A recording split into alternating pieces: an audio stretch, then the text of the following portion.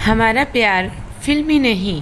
3 सहेलियां जब 2 लड़कों के साथ फिल्म देखने गई तो इश्क की एक नई कहानी शुरू हुई। Oh wow, thanks. मैं आपको तुरंत अपनी फ़ोटो मेल करती हूँ। फ़ोन पर बात करते करते जिया अपने उत्साह को काबू में नहीं रख पा रही थी। फ़ोन मेज पर रख उसने स्वयं को संयत करने के लिए एक गहरी सांस ली और खुद को यकीन दिलाने लगी कि वह कोई सपना नहीं देख रही है। अपना नाम प्रिंट में देखने का उसका सपना आखिरकार सच हो ही गया। उसकी कहानी को बेस्ट सेलिंग एथोलॉजी के लिए चुन लिया गया था। ये किताब वह अनुज को उसके जन्मदिन पर उपहार में देगी। सरप्राइज़ होगा ये उसके लिए। कोई 3 महीने पहले उसने फेसबुक के एक पेज में पढ़ा था कि एक नए लेखक बेस्ट सेलिंग एथोलॉजी सीरीज़ के लिए प्यार विषय में कहानियाँ भेज सकते हैं।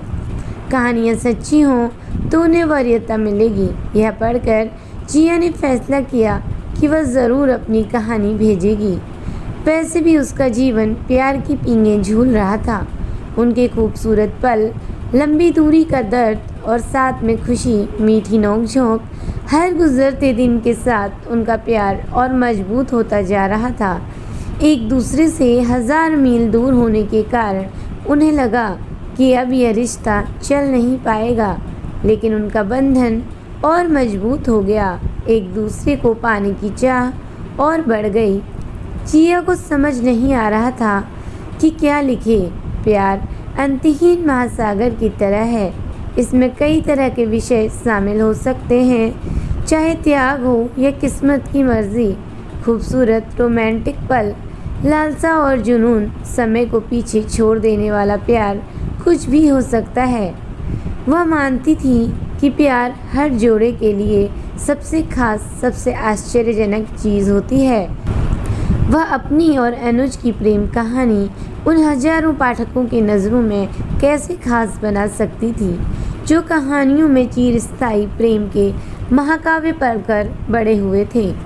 लेकिन वह हमेशा मानती थी कि छोटी छोटी बातें भी प्यार को विशाल बना सकती हैं। वह अपनी कहानी के माध्यम से अनूठे प्यार का संदेश देना चाहती थी। वह अपनी और अनुज की पहली मुलाकात के बारे में सोचने लगी। लगभग 2 साल पहले की बात है।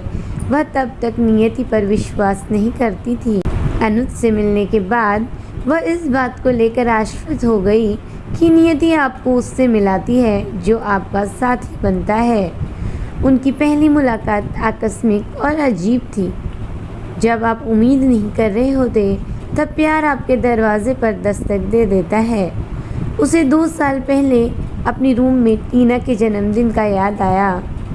जिया उठो, हमें शो के लिए देर हो जाएगी। टीना ने चिल्लाते हुए उसे नींद से जगाया। उसने बड़ी मुश्किल से आंखें खोली। टीना अपने चेहरे पर मेकअप की परतें चढ़ाई जा रही थी। उसने अपनी 2 रूममेट जिया और शिवानी को अपनी शनिवार की झपकी त्याग करके फिल्म देखने के लिए मना लिया था। जिया जाना नहीं चाहती थी, खासकर इसलिए कि और भी कोई आ रहा था जिसे वह जानती तक नहीं थी। तुम अपने उस क्रश के साथ अकेले क्यों नहीं फिल्म देखने चले जाती? हमें क्यों घसीट रही हो? जिया ने ऑटो में बैठते समय उबासी लेते हुए कहा। शिवानी तो कुछ नहीं कह रही, तू भी चुपचाप बैठी रह। अच्छा प्रॉमिस, फिल्म के बाद तुम दोनों को ट्रीट दूंगी, टीना ने कहा। पर उसका ध्यान जैसे कहीं और था। हॉल के बाहर अमित, जिससे टीना प्यार करती थी, खड़ा था। उसके साथ ही उसका एक दोस्त भी था। उसे देखकर साफ लग रहा था जैसे उसे भी ज़बरदस्ती लाया गया। एक दूसरे से हाय हेलो की औपचारिकता निभा वे हॉल के अंदर चले गए। फिल्म की कहानी कोई खास नहीं थी। वही आम घिसी पिटी, रोना बिछुड़ना, फिर मिलन।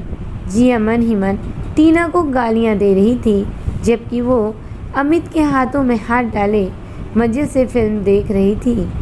उसकी बगल में बैठी उसकी सहेली शिवानी की निगाहें भी स्क्रीन पर टिकी हुई थी। वह भी इसलिए खुश थी क्योंकि फिल्म में उसका फेवरेट हीरो था। जिया बार बार अपने मोबाइल में देख रही थी। अमित का दोस्त 2 सीट दूर बैठा था।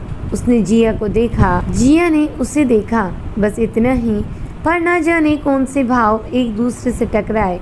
प्यार के भी अजीबोगरीब तरीके होते हैं। जिया से अनुज ने बहुत समय बाद कहा था, अगर फिल्म इतनी बेतुकी उबाऊ ना होती तो हम फिल्म देखने में तल्लीन हो गए होते। तब हमारी नज़रें यूँ ना मिली होती और उसके बाद मुलाकातों का सिलसिला ना शुरू हुआ होता। जिया बेसब्री से इंटरवल होने का इंतज़ार कर रही थी। अब तक भूख भी लगने लगी थी। अनुज यानी अमित का दोस्त बीच में ही उठकर कहीं बाहर चला गया। शायद कोई फ़ोन आया था। जिया मुस्कुराई। सही निर्णय लिया था उसने सोचा थोड़ी देर वह भी बाहर चली जाए। तभी वह उसकी बगल वाली खाली सीट में आकर बैठ गया। मुझे भी बहुत बोरियत हो रही है, अगर आप कहें तो मैं आपको कंपनी दे सकता हूँ। जिया ने कोई जवाब नहीं दिया तो उसने उसकी सहमति मान ली। फिर दोनों हॉल से बाहर निकल आए। फिल्म के अत्यधिक नाटकीय संवादों व दृश्यों पर बात करते हुए हंसते रहे। फिर वे सड़क के पार बने सनशाइन कैफ़े में जाकर बैठ गए। उसने अमित को मैसेज कर दिया कि वो फिल्म ख़त्म होने के बाद वहीं आ जाए। कोल्ड कॉफ़ी के साथ अपने पसंद का चॉकलेट मफ़िन खाते हुए जिया को महसूस हुआ कि अनुज को भी इस तरह की बेतुकी फिल्में पसंद नहीं है। फिर वे न जाने कौन कौन से विषयों पर इस तरह की बातें करने लगे मानो पुराने दोस्त हों और यह उनकी पहली मुलाकात ना हो। बाकी समय जल्दी गुजर गया। जब वे तीनों लौटे तब तक उनके बीच भी एक दोस्ती कायम हो चुकी थी। जिया के चेहरे पर एक बड़ी मुस्कान थी और अपने अंदर वह एक अलग ही तरह की ऊष्मा महसूस कर रही थी। फ़ोन पर महीनों देर रात तक की जाने वाली चैट, बार बार एक दूसरे को और टीना, शिवानी और अमित के सामने यह दोहराने के बाद कि हम सिर्फ दोस्त हैं, कॉफ़ी पर होने वाली मुलाकातें और मूवी डेट जो शानदार फिल्में हुआ करती थी। जिया और अनुज को एहसास हुआ कि वह सोलमेट हैं। उसके बाद अनुज को एक असाइनमेंट के लिए सिंगापुर जाने के बाद यह महसूस होने पर कि लॉन्ग डिस्टेंस रिलेशन कायम रखना कितना मुश्किल होता है।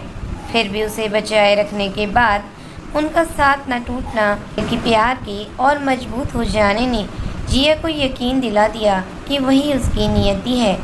उनकी प्रेम कहानी भी किसी रोमियो जूलियट के प्रेम से कम नहीं थी।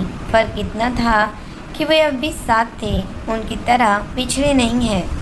संयोग से अमित और टीना ने तीनों मुलाकातों के बाद ही तय कर लिया कि वह एक दूसरे के टाइप नहीं है।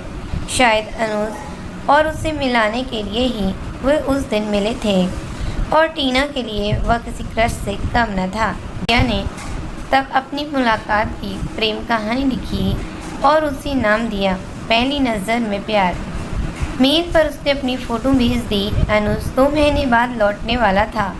उसे किताब और अपने प्यार दोनों का बेसब्री से इंतज़ार था। उम्मीद करते हैं दोस्तों आपको आज की ये कहानी अच्छी लगी होगी। अपना कीमती समय देने के लिए धन्यवाद दोस्तों। कहानी अगर अच्छी लगी हो तो लाइक करें, शेयर करें और मेरे चैनल को सब्सक्राइब करें। Thank you for watching.